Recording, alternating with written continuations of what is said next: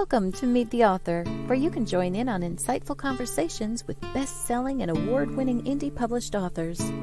Your hosts today are Rob and Joan, who themselves are indie published authors, book publicists, and paranormal investigators with Tampa Bay Spirits, based in Tampa Bay, Florida. Thanks for dropping by. And now, on with the show. Hi, I'm Rob. And I'm Joan. Welcome to the show. Glad that you could join us tonight. We have, as usual, two wonderful authors that we can't wait for you to meet. And remember to like, share, follow, and comment. We love your comments. For those of you that join the show regularly, Paul Hollis, who's often in the audience with you, texted us and said that unfortunately he wouldn't be able to make it tonight, so we'll miss him. Hello, James. Glad to have you aboard. Ahoy back. For anybody that watches the show on YouTube, if you go back and look at the old shows, go ahead and go to the lower right-hand corner, click on the icon and subscribe. And every time a new one is uploaded, you'll get a notification. And we need more subscribers. So our second guest tonight, so for the second half hour, is Tampa's own author, SANDIE Will. She's an award-winning psychological thriller author. So stay tuned and catch that second half hour. There will be book giveaways, both half hours. And first up is sci-fi and crime thriller author, Richard CEZAR. So let's give him... CEZAR, sorry, Richard CEZAR. And so let's give him a big welcome. Hi, Richard.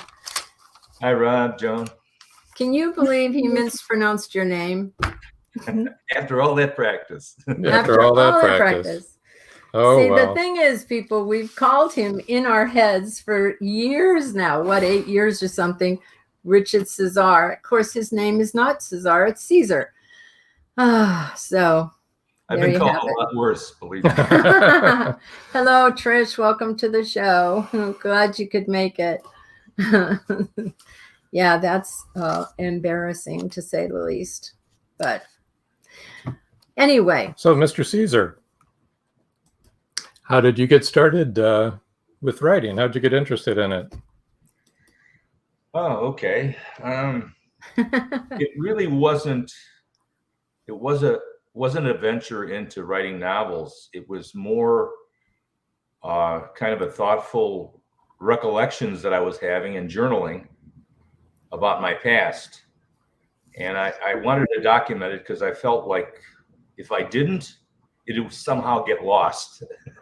Okay. The experiences would get lost somewhere in the pages of history and never be found again. And that sounds a little dramatic, but anyway, I was writing this, and when I finished it, I looked at the end of the journal and I thought, well, I want to get it published, but it just seemed too dry to me.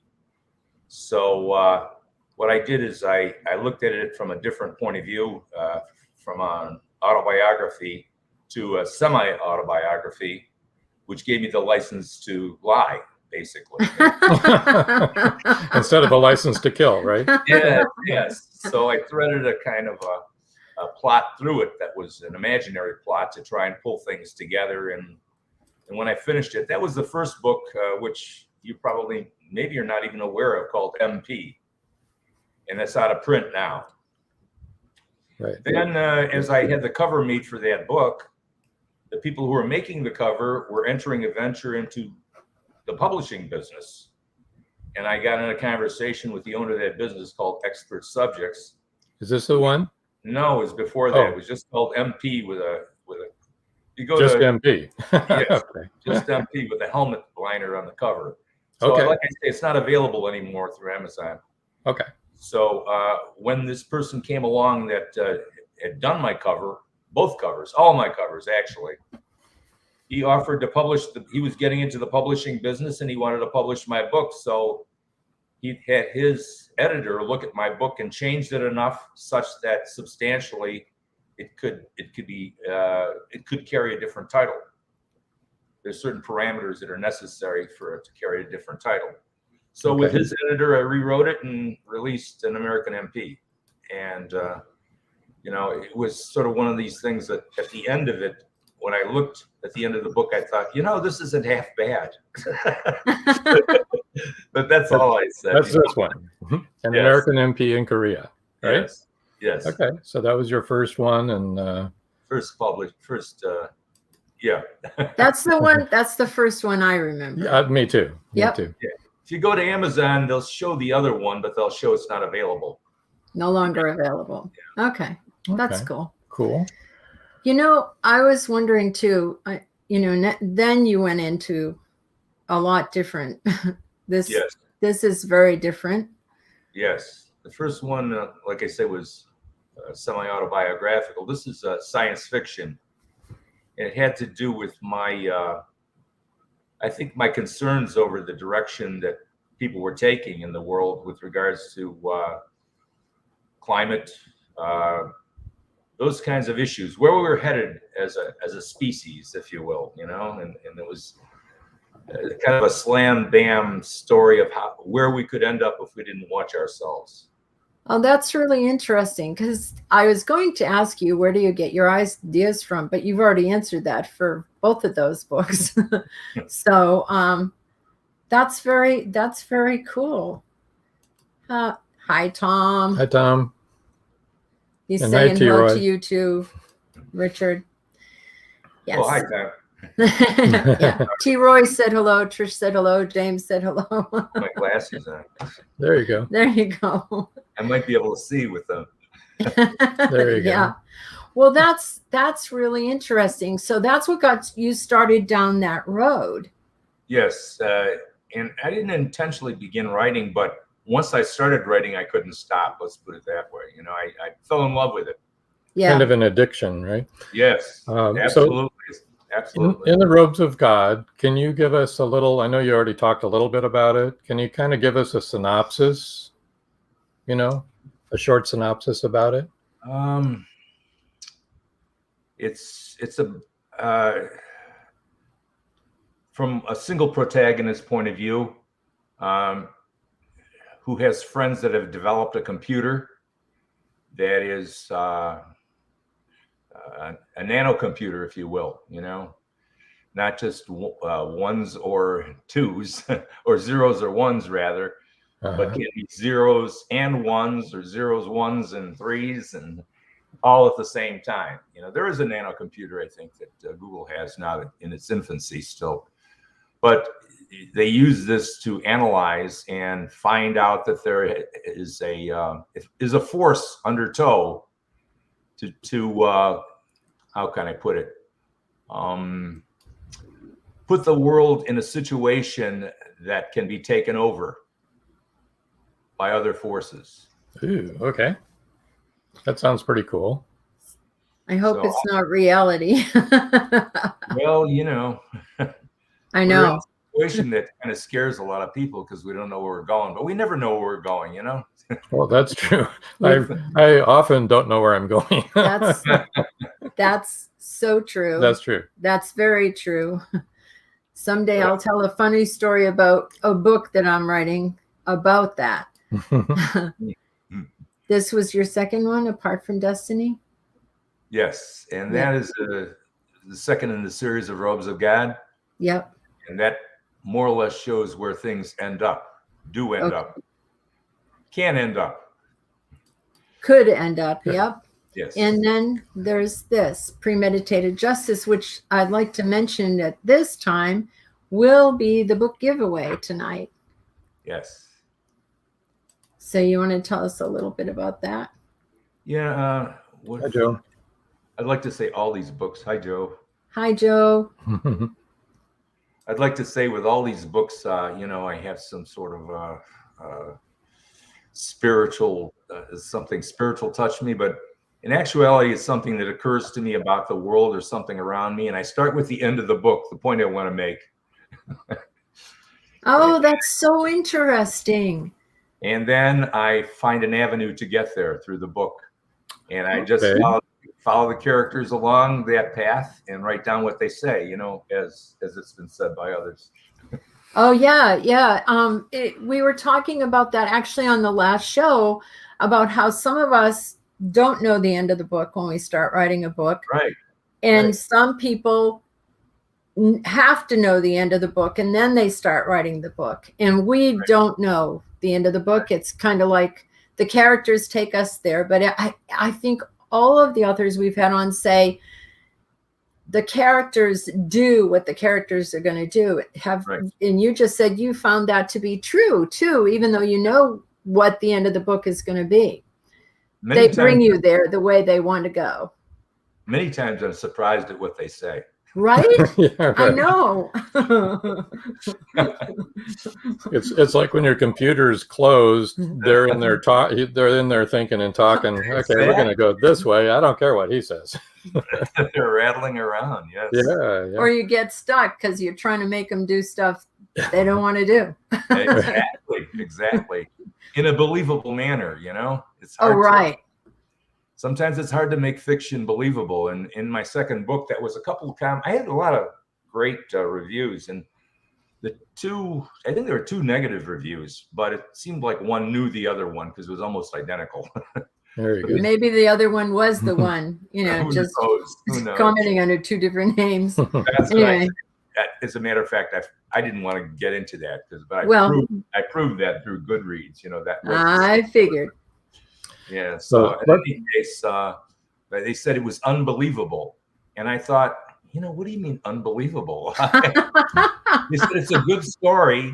I like the story, but it's unbelievable. Well, it's fiction, you know. It's fiction. How could it be unbelievable? And it's science fiction.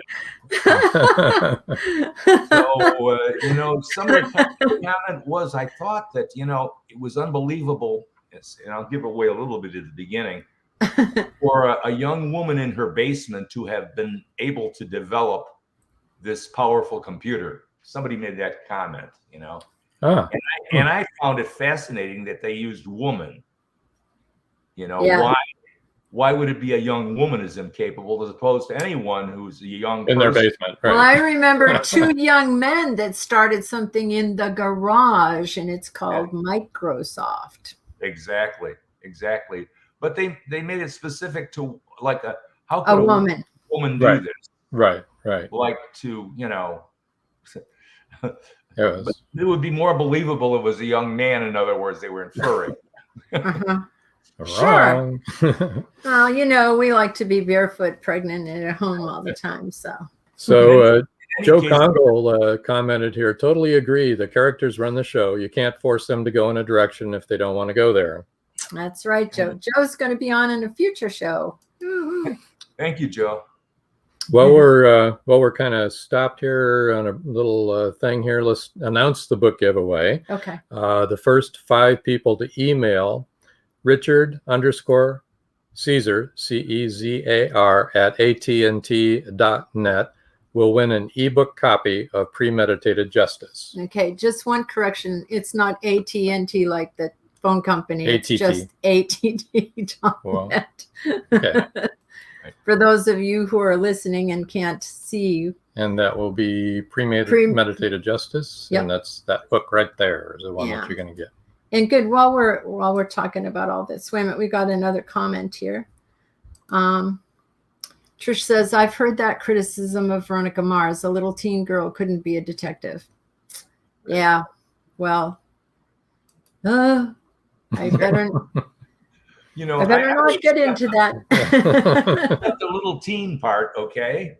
But why do they have to put a little teen girl or a little teen woman? Right. I never understood the difference, you know, why people make that distinction. Why does it have to be that descriptive, you know? So anyway, enough on that. Well, yes. So I want everyone to know how to reach Richard and how to find his books. You can always find him on Indie Book Source, of course, and on Amazon. But his Facebook, he's not on Indie Book Source. Not yet, but maybe someday he will.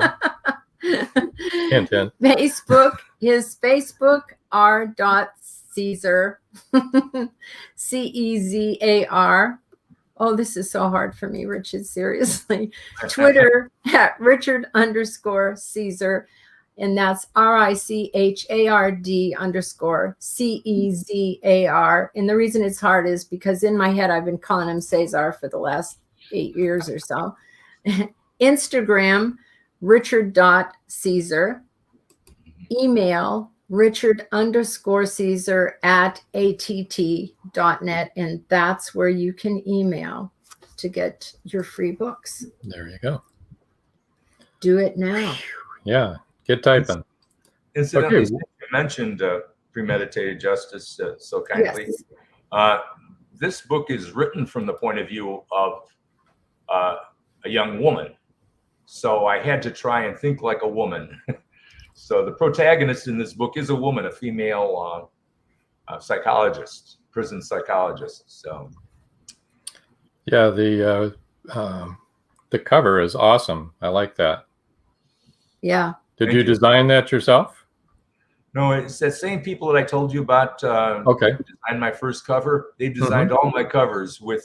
It's sort of like I give them a sort of paste up image of what I want, and then they put it together, and it goes back and forth, a couple approvals, and they really come up with some creative stuff. So Yeah, it's definitely awesome. Was I it like your that. idea, the knife on balancing the scale? That's the part I like That's the the most. part yeah. I like. yes, Wow. That was your idea. So that I was got a good I idea. got a lot of feedback on Robes of God too. I think that cover is rather striking. You know? I love that cover. It is. That's It's really cool. That's really awesome. You know, I love it. I really do. And this, But as they say, they're all good. That's can't good you- too. Can't judge a book by its cover, but you know, somebody might lift the cover. Yes. Oh, hi, Jan. Hi, Jan Jan. says, I agree. Great cover. Yeah, Hi, Jan. they're all really good covers. For those of you joining late night, you're probably wondering how come Paul Hollis is being so quiet. It's because he's not here. He couldn't come tonight. So, Richard, can you tell us a little bit about, like, a synopsis about premeditated justice? Yes. As I mentioned, it's from the point of view of through a woman's eyes, Mm-hmm. and it has to do with Native American people as well. Right. Oh, That's cool. That's the part I was interested in. And the reason I bring them up in the book is because I believe, you know, these days, how can I put this gently and not politically, but a lot of groups are demonstrating, you know, it's sort of like demonstrating for the rights to demonstrate. And many minority groups are doing this, and, you know, women's groups, Black groups, Hispanic groups, Asian groups. I mean, just name any minority group. And I haven't heard anything from Native Americans for years.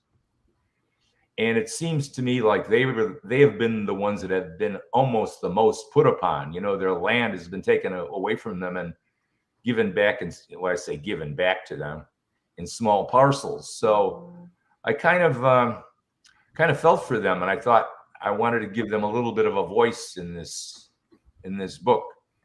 And so, without giving too much away, because it is a new release, it follows. It's taking this female psychologist down a road trying to track down a serial killer, and she becomes. Well, I can't. You know, I have to zip my lip here. That's a good idea. Don't give away too much. Don't give it away. But which tribe is it? She encounters these Native Americans who sometimes help and sometimes are not so much help in her journey toward discovering who the serial killer is. Now, this takes place up in Wisconsin, right? Yes, yes. Okay. In various cities in Wisconsin. In which tribe is it that the Native Americans? Or is it no particular tribe? Well, yeah, it's a tribe, but it's meant to be more, how can I put it? I don't want to lock in on a certain tribe because it's more general, and frankly, I don't want that tribe to be offended if I get some things wrong about them, you know? Okay. Okay, Yeah, so got it's it. more like a fictional tribe. Well, Sort of. No, it's Here's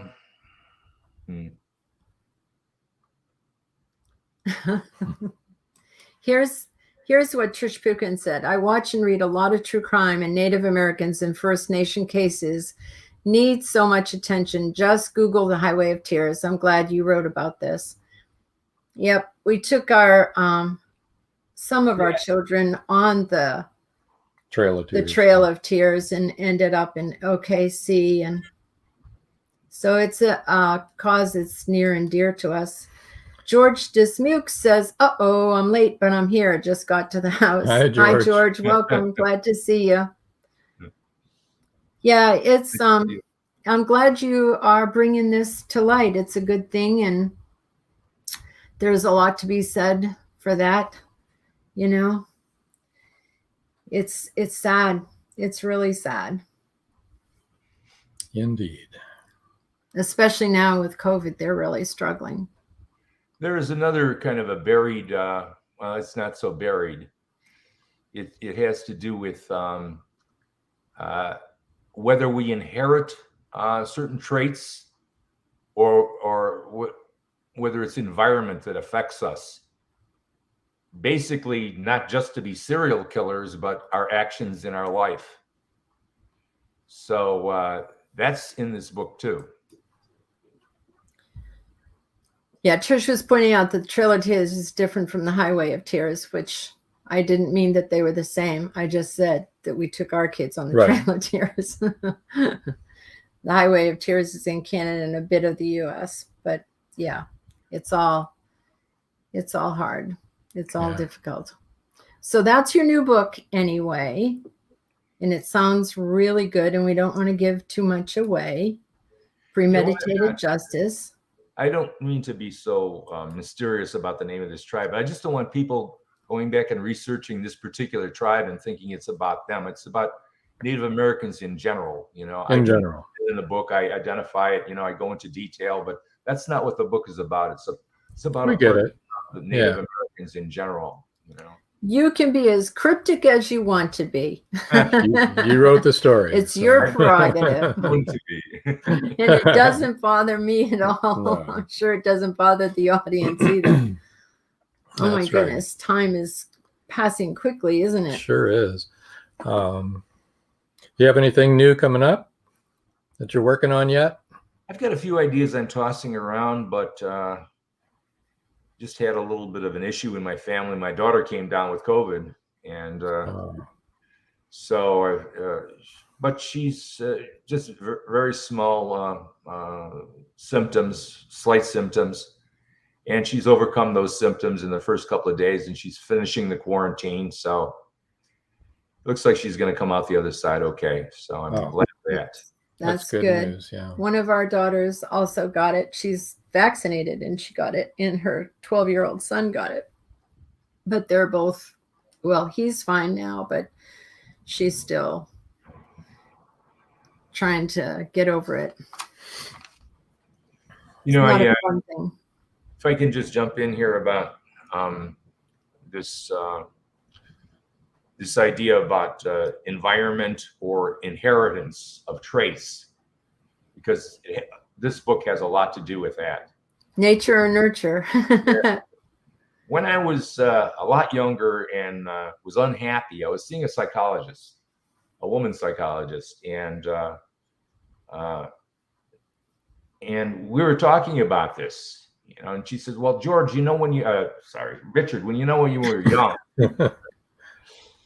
Whoops. You know, when you were young, yes, exactly. Well, I might as well tell. I think we're in a closed community. It's okay. My real name is George. This is a pseudonym, Richard CEZAR. So I don't have any problem with that. The public at large, I don't want to know that about. So that about there me. You go.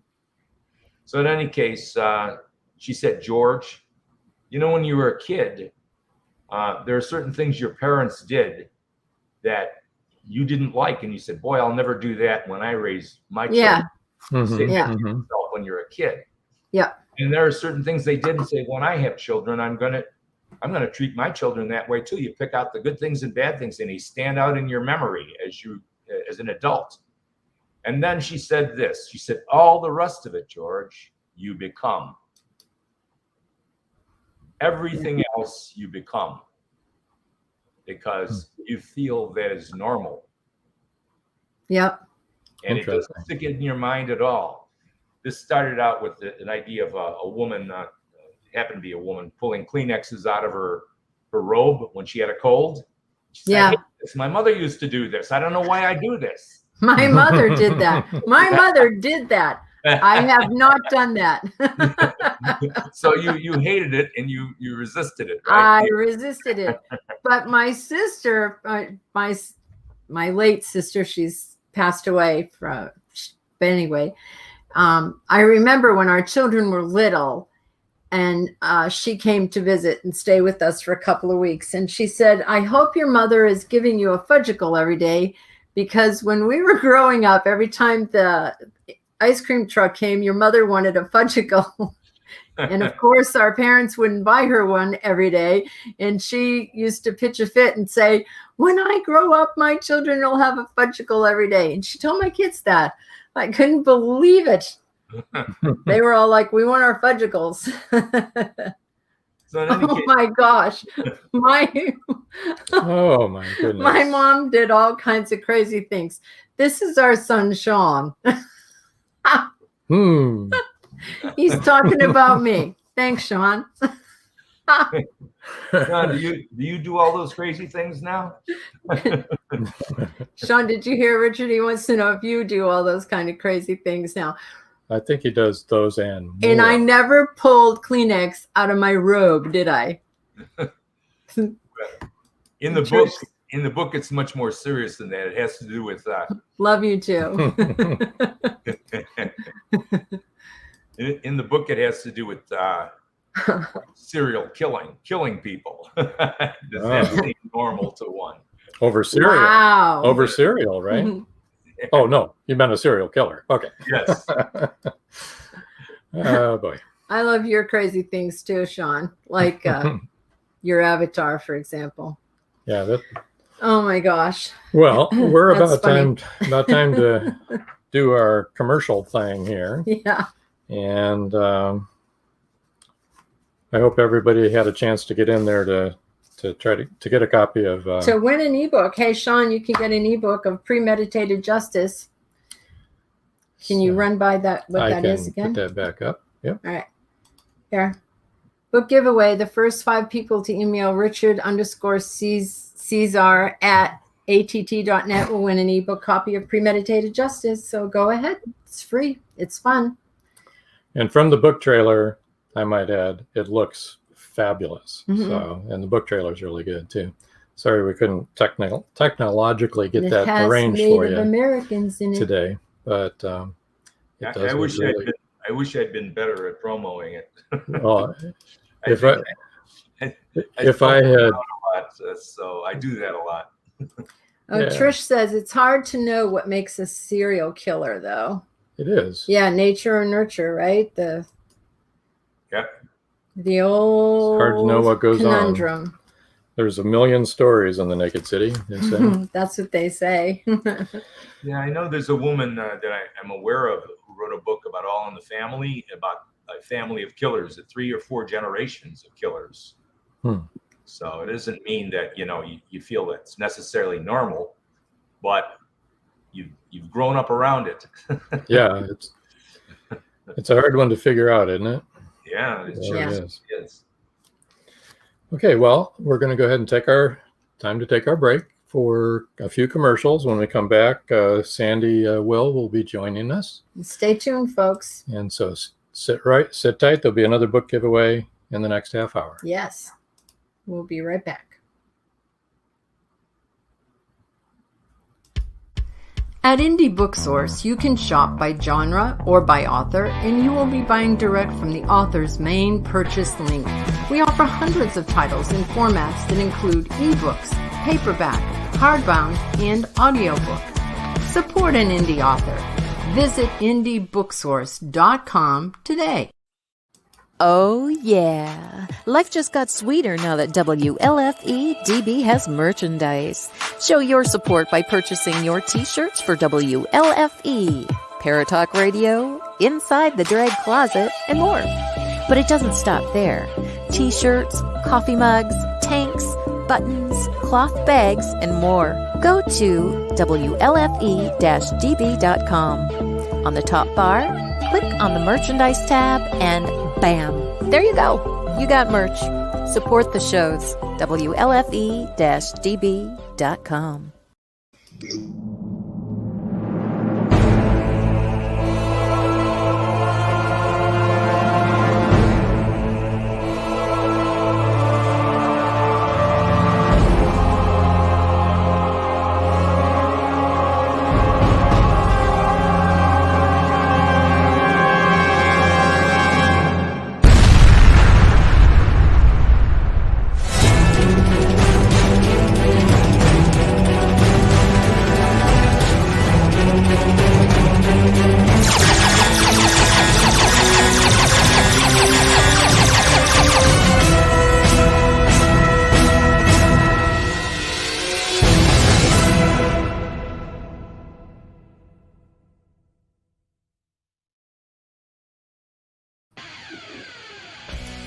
WLFE Digital Broadcast Network presents Variety Unlimited Television.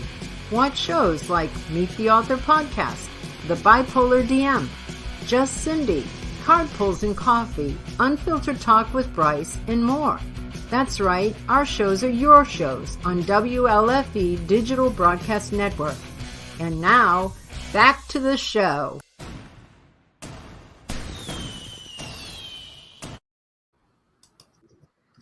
Hi, Sandy. Hi, Sandy. Welcome to the show. How are you doing? Good. How are you doing? We're doing good.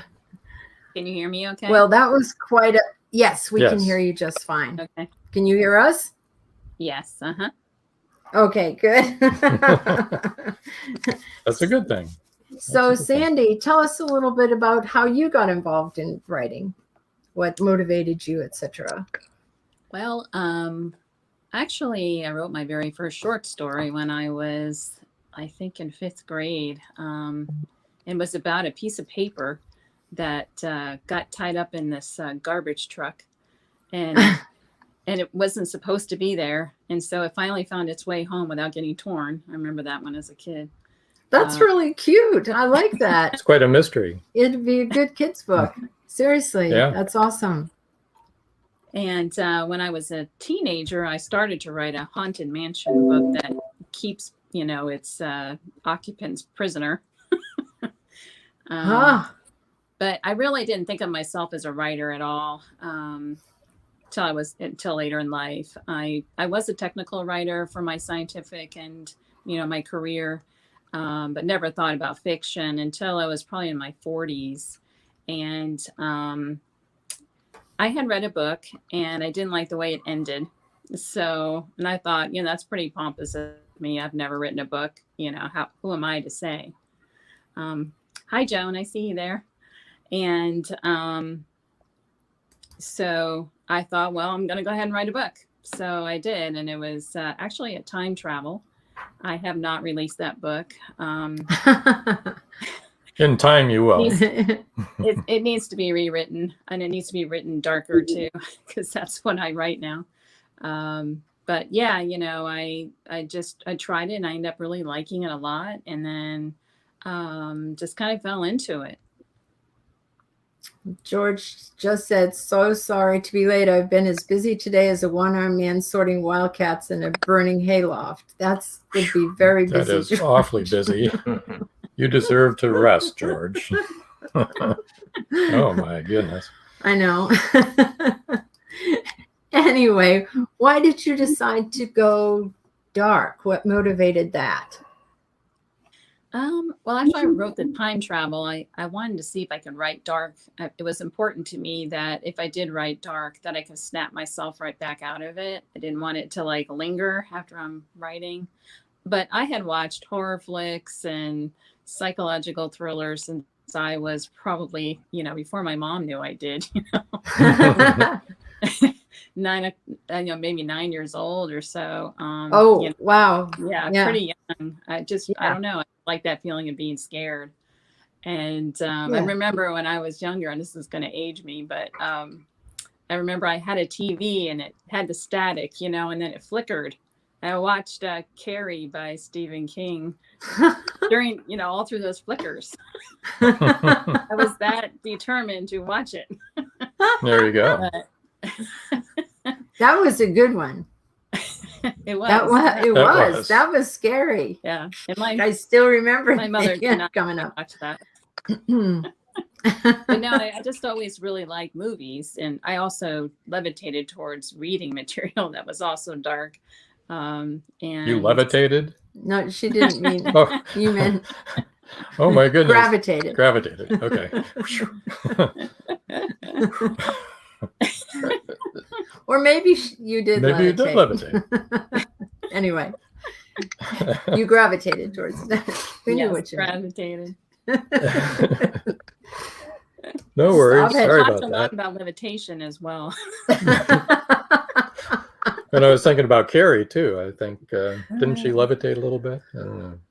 No, Yeah, I just remember. Did think she at on the this- prom? At the prom on this. Yeah, the blood was all over. her. All the Yeah. blood, yes, Ugh. all the blood.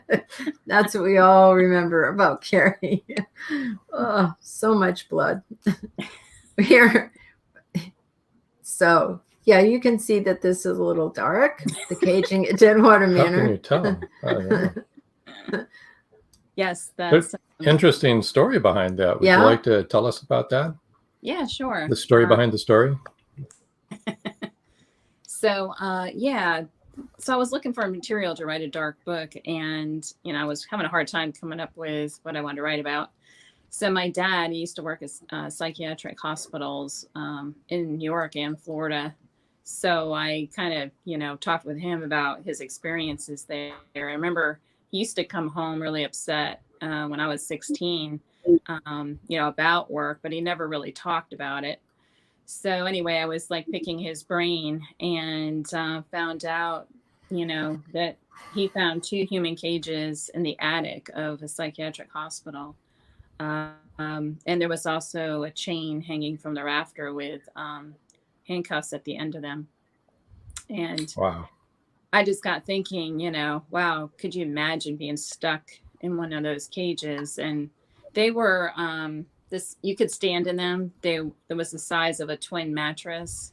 They were on wheels, and one was pink and one was blue, like nursery colors. And I just thought that was the creepiest thing ever. That's almost creepier than the handcuffs. You know what I mean? Yeah. So And, Sean does have a question for both of you. When you write, do you have a method that is based on an overall rigid story arc, or is it idea and character driven that takes on a life of its own? You want to answer that, Sandy? Sandy? yeah. You want me to put the question back up? Well, let's see. Usually a character will pop in my head. That's usually like the main character. I don't necessarily know why or, what I'm developing during that time.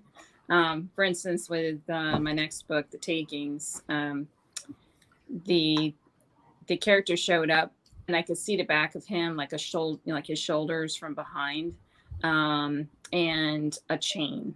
And I didn't really know what the story was going to be then. So it kind of developed just from my, thinking about it. And I was thinking about it for a year or two before I wrote that book.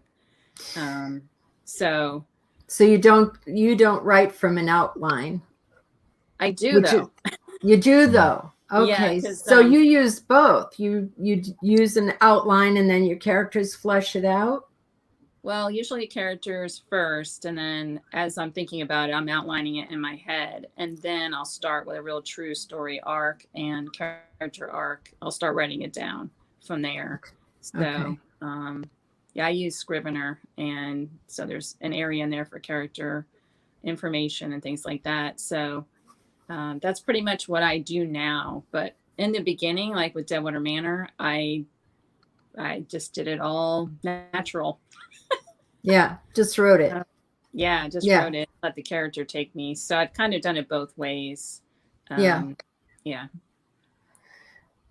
You want to tell about the book giveaway? Yeah, on Sandy's book giveaway, the first 5 people to email sandy@sandywill.com will win an ebook copy of The Takings. And The Takings is the one that she was just talking about. Here it is. Here we go. And these are brand new covers too. They are brand new They're covers. really good. She We really like them. Yeah. Thank you. Yeah, I just had it redone. Yeah. Yeah, Did so you- The did- Takings is about a kidnapping, obviously. That's There you go. hence The Takings. Right. Yeah. Right. Yeah. And- But it's also a psychological thriller. Yes. Yes. It's about a very disturbed person who is the Oh. kidnapper. Oh boy. And, that person is revealed in the book kind of midway. And then you get to see what is going through his mind and what he's doing, almost like you're over his shoulder for the rest of the story. Oh, that's a That's an very interesting way to do it. scary perspective, isn't Yeah. it? I mean, that can really creep you out big, knowing why the crazy person is kidnapping somebody. Let me quickly tell you where you can find Sandy. On Facebook, it's author Sandy Will, AuthorSandiewIll. And on Twitter, it's Sandy Will Books. Her website is sandywill.com. Easy peasy, Sandy. And like we just said, the email is sandy@sandywill.com. I sense a theme here. A It's running thing. That's Sandy Will. makes it very easy. It is easy. Yeah. I like that. Good deal. That's I easy. try. That's probably the way you write too. It's probably very right. Yeah, No. it's structured, but I do let the characters kind of take me Right. away. Yeah. And I don't know the ending usually when I write it either. Okay. So, yeah. See, we never know the ending. yeah. But for Richard, he knows the ending and fleshes Yeah. out the Yeah, it does the opposite. Yeah. yeah. And last week, one of the people in the audience said that Lizette Brody, you probably both have seen her on Twitter and Facebook and stuff like that, but she has said that she has the ending first and then she writes the story. It's funny how we all fall into different categories, you know? Yeah. Yeah, for sure. It seems like a lot of us have to know the ending and some of us have no idea. We're in the group of, we don't know where we're going. But we're having fun getting there anyway. Yeah. So you've got one that's brand spanking new. Let's do. put that one up. So that one's the Replacings. Replacings. Mhm. It is available for pre-order right now on Amazon. And it will be released September 4th. So that's next Saturday, not this Saturday, but the one after that. So this follows the story of The Takings, but it's 7 years later. It's not considered a series. It's a standalone. So if you haven't read book 1, you don't have to, to read book 2. Right. basically. Right. But if you want to know the backstory, definitely, The Takings gives you that. And so it's a continuation of the same characters and what's happening in this sort of next phase. And there's new victims in a Oh, new good. place. I think. Always new victims. Yeah, I love the way Sandy laughs when she says that. There's new We victims. have new victims. She's so pretty and she looks so sweet. And she said, and I have new victims. I love the cover too. For those of you that can't see the cover who are just listening, it says The Replacings, which is the title, but then it says he will replace the family he lost, ... whatever it takes. That's creepy. And it's always a guy in a hood, right? Well, in England it is for sure. Well, it was on that cover I too. know. Maybe he took the train there Yeah. from England. I don't know. Yeah, where do these all take place in Florida? Let's see. So Deadwater Manor is in the Holiday Tarpon Springs area. Of course. Yeah, nearby. The Takings is in Green Swamp, which is in Polk County. So it's Oh my goodness. in Polk County. And the most recent one is up near Gainesville. So yeah, kind of hit different areas in Florida. Yeah. Promoting tourism. Yeah, yeah.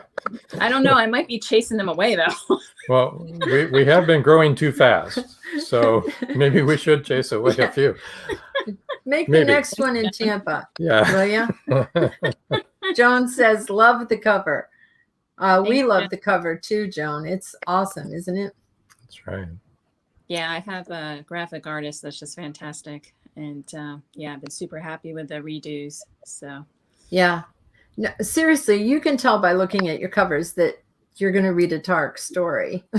Yeah. Yeah. that's the idea. There's no doubt about it. And you seem like such a nice person too. I'm only teasing. I love Stephen King. When I was younger, I loved The Twilight Zone when it was actually on and it was new. That I loved watching that. I don't know if you guys ever watched The Twilight Zone, but there was this one where yes, okay. So do you remember the one where the little boy who was about 3 would pick up the toy phone and talk to his dead grandmother? Oh my God. Freaked me out so bad my kids could never have a toy phone. No, we never bought him a toy phone. It freaked us both out, quite frankly. And now we're paranormal investigators and we beg for people to talk to us on digital devices. I think we should get us a toy phone. It seemed to work on, Twilight Zone, but never thought of that. So, it's wireless. Trish says, Sandy, what do you think makes a very good bad evil character? That's a good question. Well, for me anyway, it's someone who absolutely loses control of their mind. You don't know what they're going to do next. It's totally unpredictable. And so,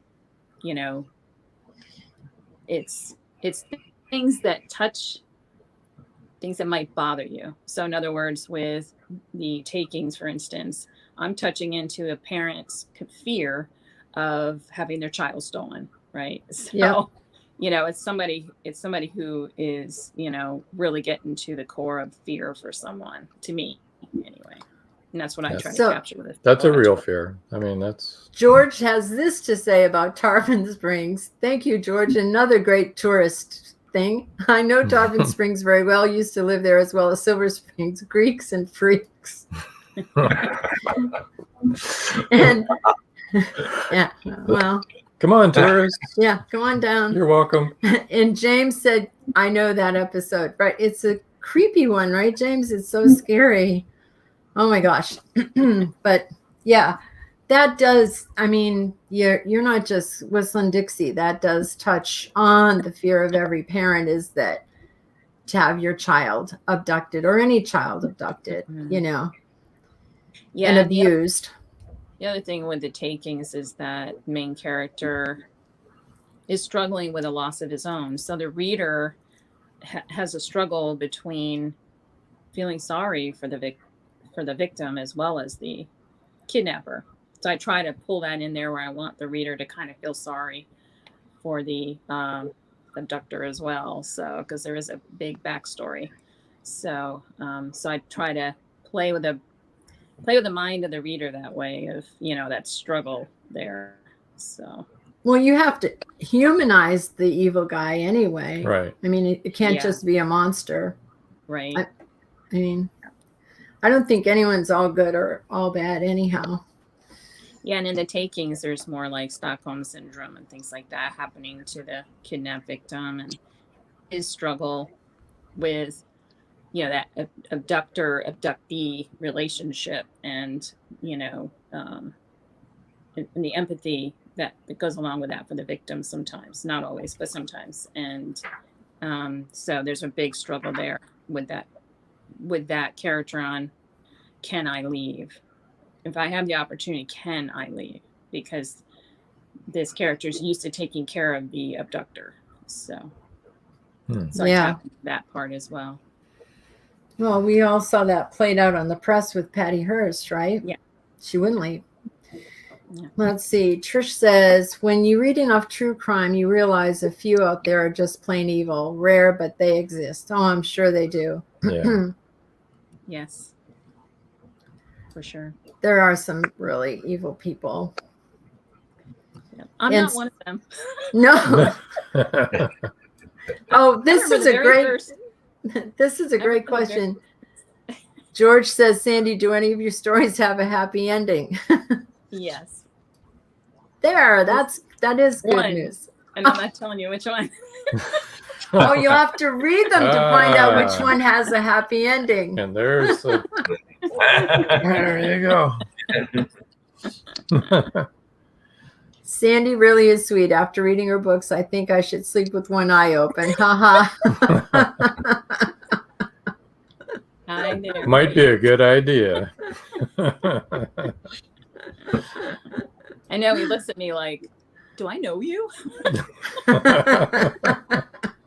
And people at work too, they're always like, this just doesn't seem like you. And some of the language in there is horrible too. So I don't usually talk like that at work. But now they know you know it, so they better not cross you. They should all be happy. Who knew those words? They should all be happy because that's your release for all those, for that side of you. This is what I really think of you. Yeah. As a matter of fact, a lot of authors do that. They put that in their books of, people and name them something else. Boy, is that true. It's pretty funny in some of our books. Some of our relatives think that some of the characters were named after them. And they all think it. Oh, you named that person after me. We're like, no. That's why I chose a pseudonym. Yeah. Yeah, there you go. I don't want those people hunting me down 15 years later. Look out behind you there, Rick. Oh, I guess we should have told you what a broad audience we have. Sorry, Richard. Cat's out of the bag now. Dun, dun, dun. Well, they say that about mystery authors. Don't cross them because they'll kill you in their next book. But I think you better not cross Sandy because she'll do it with a smile on her face in some really wicked, evil, disgusting way. And maybe not even a happy ending. Hanging you from pink handcuffs in a cage in a mental institution in the dark. Let me ask. With no remorse. No, laughing the whole way. So Sandy, you don't have a dog in any of your books, do you? I don't. No. Oh, good. Yeah. Thank God. Don't hurt the dog. I'm the same way when I'm watching something really awful. It's like, not the dog. They killed the dog. They've just killed the whole family, right? Including children. And you're like, but not the dog. I know. I can't read it. If they hurt the animals, forget it. Yeah. Exactly. So we can all read her books. We don't have to worry. No dogs or cats will be harmed, or horses or anything else cute. No. So, Sandy, do you have any? Just humans, yeah. Just humans. Do you have anything else on the drawing board at this point that you want to share? That you want to share about?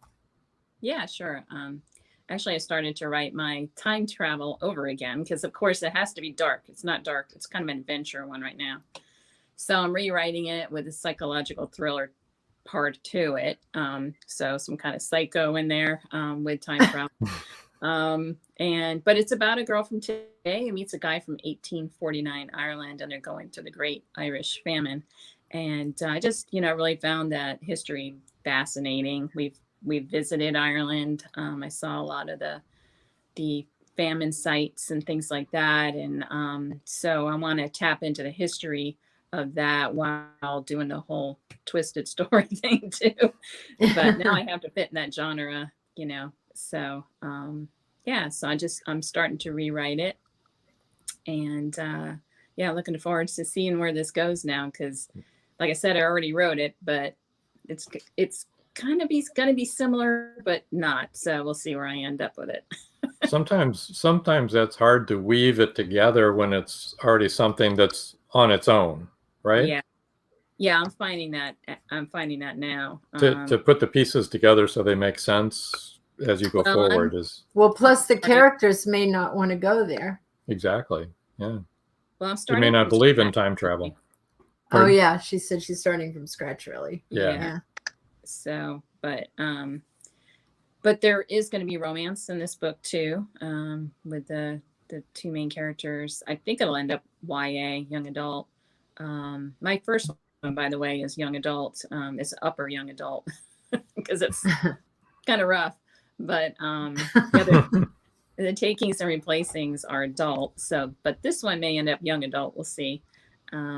And yeah, so I'm looking forward to writing that. I found a professor in Ireland who's willing to review the book for me and make sure that what I write about that time period is accurate. So, oh, that's great. Yeah, so I'm excited about that. That's great. That's very good. So it'll be a little while before I put it out, because I work full time. So I only do this on nights and weekends and when I have time off. So, right. But yeah, no, I've already started on that. And I don't know how many authors are out there, but there's a whole nother side to this business.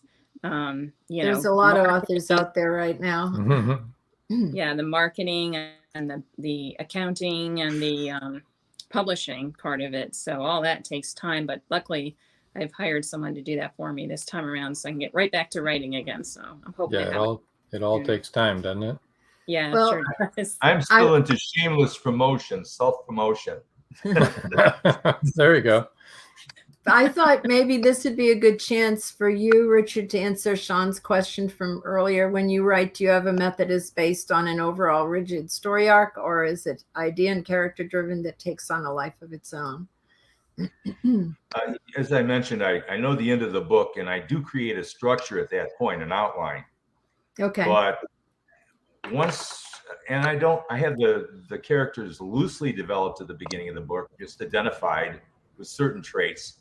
But as they move along the outline, they never go the way that I want them to go. I end up changing the outline 8, 10, 15 times, no matter what, depending on which way the characters, as they develop their traits, take me. So I'm endlessly crossing things out and going different directions in my book to get to the place that I want to get in the end. But the end rarely changes that much. That's interesting. Yeah. Okay, so let's see. Sandy, if you need an over-the-top female freak, I can... George, I can send you my third wife's bio. Oh, my goodness. I don't think I should comment on that one. Okay. Let me put up her email for you again, George.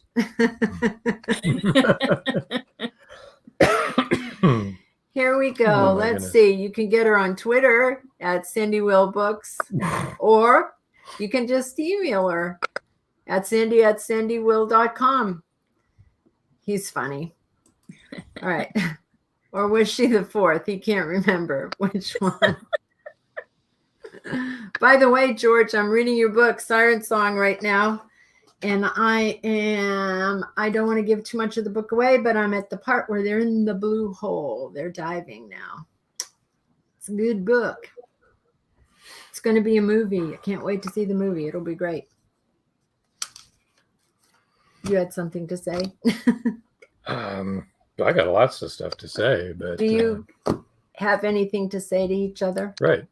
That was the any next questions that you wanted? I thought so. Yeah. Do you have any Sandy questions? and Rick, like do you guys have questions or comments about anything you've heard tonight? I found the comments really interesting, and I found Sandy really interesting. I'm going to read your books. Oh, good. I'll start. I'm going to read yours too. Yeah. I'm going to read yours because you have a little bit of geology in there. Sounds like some climate relationships there with the earth. But no, I really like sci-fi, so I'm gonna look you up and give it a go. It's a slam bam boom bam kind of thing, you know. It's not heavy on the characterization, heavy on the plot. Yeah, there you go. I appreciate both of your insights, Sean said so. And he means that Wait a minute, is sincerely. he talking about us? No, he's not okay. talking about us. I didn't think he's so. talking about them. The way they answered his question. Because I think Sean is interested in perhaps writing graphic novels. Yes. He's an artist. Oh wow. Yeah. Let me see. Did you do that avatar, Sean? I can't tell. But he might have done that avatar. He does a lot of art that looks very much like that. Thanks, Sean. Thanks for your comment. There you go. So, Sandie, what advice would you have in 1 or 2, 3 sentences, just short, to a new author who's just starting out and is all excited? I would say don't give up, because a lot of new authors don't think they're good enough, and the imposter syndrome starts to take over. No, don't stop. Just keep going. The first draft is always rough, and you go through and you fix it as you go. Definitely, though, before you release a book, make sure you put that through an editor, a professional editor. It's very important, because if, and there are books out there that are not edited well, and that really looks bad on us indies who are following, that approach. You want to put the best product you can out there, and use editors, developmental editors, proofreaders, and put your book before beta readers and see what beta readers. And I think it's really, you get so wrapped up in your own story, and you're finally to the end of it, and it's all come together. You've already looked at it 100 times at least, 1,000, and 3,000. so you don't see the errors. You don't see them. You can't see them. You can't see the split sentences. You can't see the wrong tenses. It's hard to see because you're too close, right? Yeah, exactly. I mean, I had mine, even as you send it through professional editors, there's always these little ones to get through. It always seems to be that way. Yeah. And so a lot of times the beta readers will pick those up too. Because you can, also having your computer read it out loud to you. Yeah, that's another. So then if you, like we did, if you meant to say doze and instead you spelled dose. Right. You're like, oh, dough. That's a wrong. Richard, you want to answer the same question? Yeah, I quite agree with Sandie. In my first book, the editor, when I first submitted the manuscript to her, said it's stultifying. Ouch. And wow. I chopped a whole bunch of stuff out of it, sent it back, and she said it sings. Well, that's good. Well, there you go. Just needed a little tune-up. That's all. Right? Too wordy. Cut. Exactly. Yeah, I know. We all do it. Too descriptive, too many adjectives. It certainly wasn't Hemingway material. It wasn't. It wasn't that. Never use adverbs. No one has to yell loudly. but on the advice to a new author who wants to be an author is begin. Start. Don't just think about it in your mind and talk yourself out of it. Just start doing it and let things flow. That seems to be the common thread, yeah. Yep. Yeah, exactly. Because it's so easy to give up. Write 500 to 600 words every day. Keep going. I don't know how many people have told me, I've always wanted to write a book. And so I tell them, write one. Write one. What do you mean? Do it. You're going to get sick of it after you've rewritten it 3,000 times, restructured the sentences, cut out all the adverbs. That's right. Written it as action so that people will know that they're there. Oh. I don't want to read the replacings again. No, I know, right? I better read that. Wait a minute. Thank you both, Richard and Sandy. This was a fun episode. Yeah, it has been a really fun episode. Yeah, I know. Okay. Same thing with art. Best way to get there is to try. Yeah. And he is a great artist, and he is constantly redoing everything.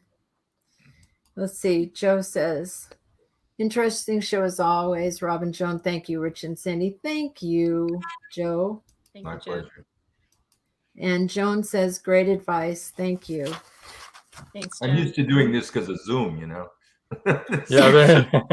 When you're on mute, you know. Well, a couple of people at the beginning I just said hello to rather than interrupt everybody. George says, very good episode. Sorry I didn't catch the top of it. That's okay, Yeah. George. We're always happy to have you And here. you can go back and watch it. Yeah. Yep. So If you didn't hear George, Paul Hollis isn't here tonight. That's why he's being quiet. He couldn't quite make it. okay, well, we would like to thank you so much, Rick, whoever you are, Rick, George, and Sandy, all three of you, for joining us. And we're going to move you over to the side. Stay close. for a minute. Don't go away. Don't go away. We'll see you in the after show. Thank you for having us. Oh, Thank you. thank You're more than you. welcome. Thank you for joining us, really. So do you have anything you would like to add to this wonderful episode? The only thing I'd like to add is that we won't have a show next week because some of you know I had a biopsy done on my nose and it is skin cancer. So I am going to have surgery. So we'll have to miss that show. September 1st, no show. The next live episode should be September 8th. And we'll welcome to you too.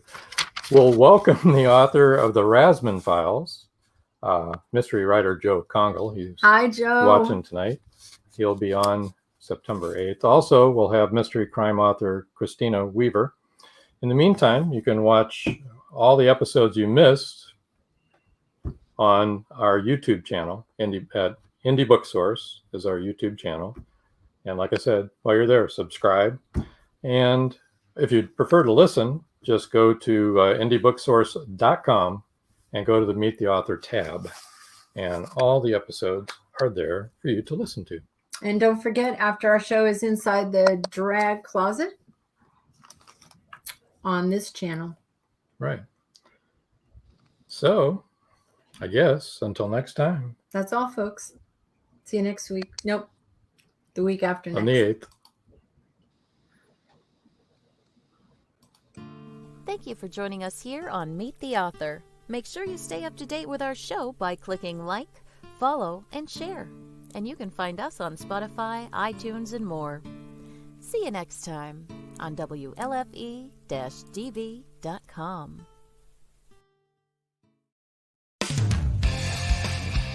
You've been listening to WLFE-DB.com, where our shows are your shows.